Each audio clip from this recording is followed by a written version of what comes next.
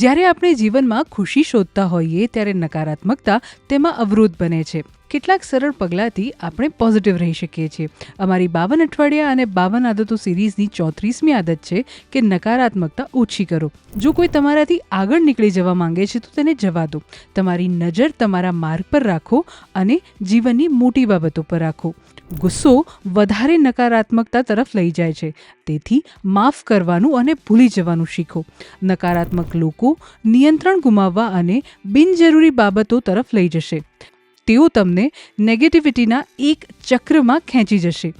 Positive રહેવા માટે હંમેશા પોઝિટિવ લોકો સાથે રહો. આ આદતને તમારી કોન્શિયસ ચોઇસ બનાવો, જેથી તમે ફોકસ અને શાંત રહી શકો. જો તમને આ વિડીયો ઇન્ટરેસ્ટિંગ લાગ્યો હોય તો અમને કમેન્ટ કરીને જરૂરથી જણાવજો અને આવા જ ઇન્ટરેસ્ટિંગ વિડીયો જોવા માટે હેપીએસ્ટ હેલ્થ ગુજરાતીને સબસ્ક્રાઇબ કરો.